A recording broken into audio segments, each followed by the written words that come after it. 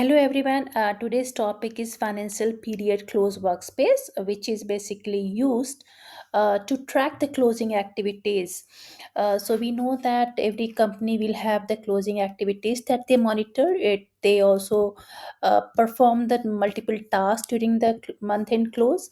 So this is a workspace which is available to us, and in the workspace you have here a filter option. You can go and closing schedule. So I want to see maybe a July close task. I can just so depending on that, you can see the summary tile data are changing, given the task and the status section are changing.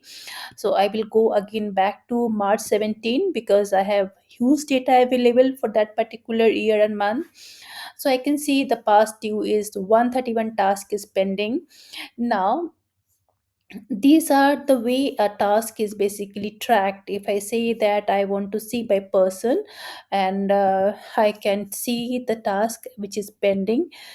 So you can just click on any of the resource, and you will be able to see the pending task.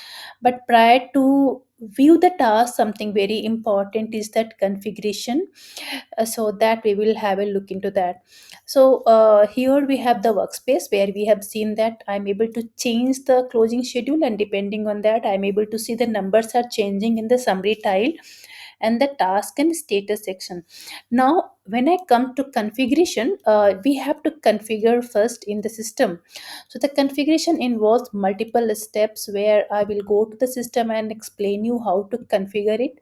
Again, you can come here in the GL, and then when you are in the GL, what you can see that you have a financial period close configuration. Just you can come here in the financial period close configuration. You have something called closing roles. So closing roles is something where you decide the roles. There will be multiple roles in the system like AP role, AR role, accountant, a tax role. So you can create these roles. I can say FA role,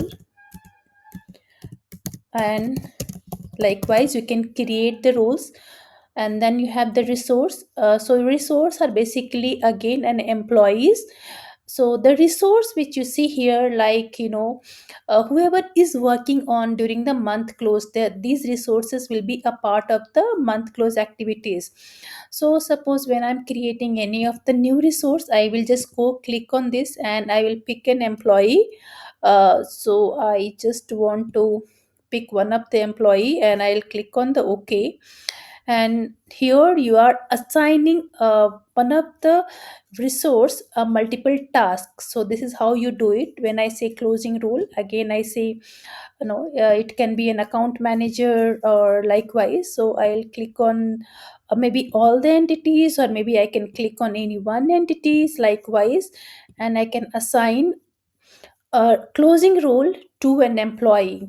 So once this is done, you have a task area.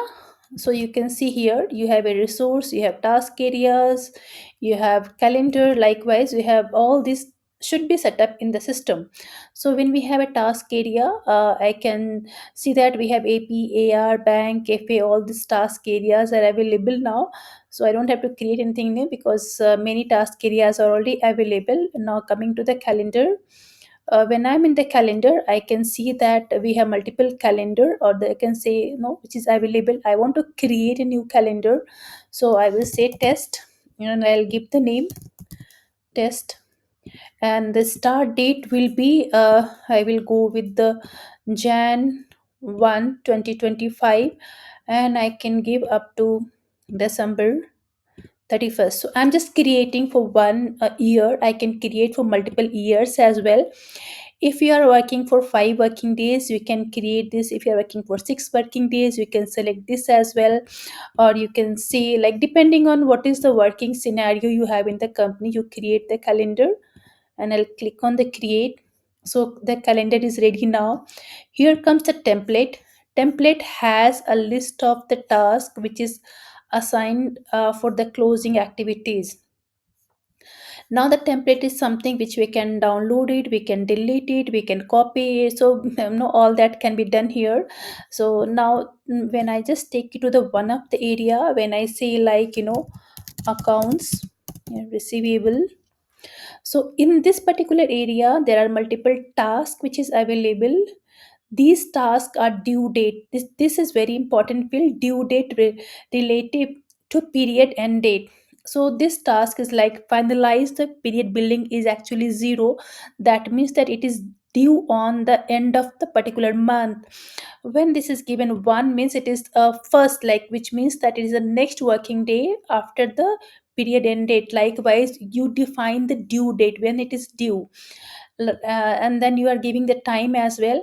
Now closing rows. So in the template, when you are creating a template, you are actually assigning the task area, you are assigning the closing rows, and the closing role actually is linked to your resource as well through here.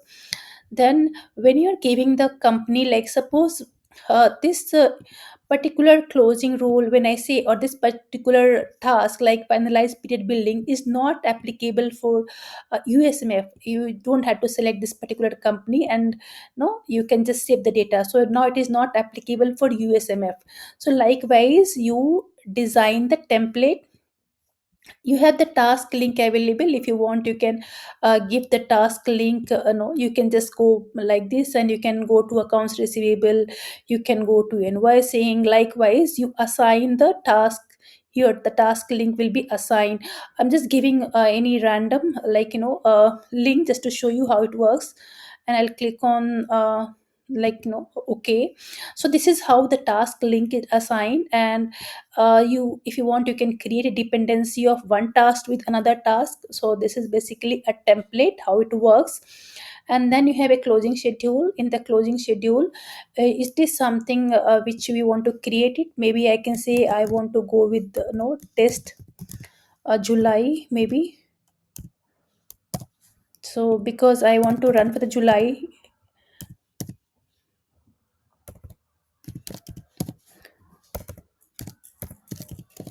and I'll click the start date. I'm just giving the start date for July month, and I'll click on the July month end.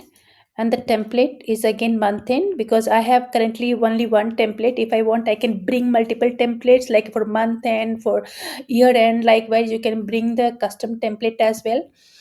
Calendar, I can pick test, because, and then I want to run for these companies. If I want, I can select all the companies, or else if I want, I can select only the selected companies. Likewise, and then you can create it. So now you have a closing schedule ready, which is a test July maybe. What you can do that you can now go to the workspace. You can go from here, or else you can come and just click on this. Now here you can pick the closing schedule that which you have created. Now you can see immediately the past due task. Here the numbers have changed, and you can see the status by company. You can see by area, by person. Likewise, you will be able to see it. So these are the, now when come to this particular, maybe I'll go with the area. And I'm here in accounts receivable, where I have 25 tasks pending. So when I just go here, and you can see here there are tasks, with the multiple entities. So how many tasks where they're in account receivable, multiply with the company, so total that task will be pending as per that. So as you remember that you have already provided the task link in the template, right? You also given the due date. Depending on that, you can see it is due on the last day of the month, and these are due on the first day of the next month. So that is all depending on the template that which you have created it. And now here comes, if I want to post an payment journal, I'll just click on this. It is all because you have assigned a link to it. I'm able to go to that particular, it is changed to RURT. Okay.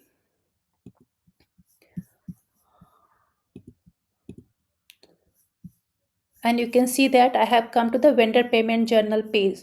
So this is the way how the financial period close task works.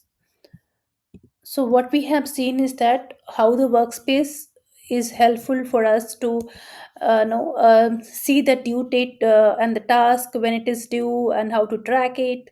And then we have learned how to configure it, right? And post configuration, something very important, that we get sometimes an error when you configure it. Some of the common errors that you should be knowing is, like, you may say that, no, I have created the, no, task, I have created the template, I have loaded it, but we are not able to see. So the main reason for this is because when you are into general ledger and when you configure it in the system, the reason why you are not able to see is that either your name is not as an employee, or maybe the workflow is not activated for you. You are not able to do any journal entries, or you're not able to, you're basically not having these responsibilities under your name. Okay. And another thing is that when you see the employee name, view all tasks and status, or is it only assigned task? So these are the setup which you have to see in the system. So when you see that the tiles are not updating and you see the blank, it's not providing me the data, it is completely blank. So this is one of the reason what we have it. Okay, you need to check the availability of the resource. You also need to check whether the person is having a option to see all the tasks or not. And third, also you have to see the resource is actually an employee. Okay, the resource should be an employee working for that particular company and should have an authority to do those posting, the journals and the workflow, all those things.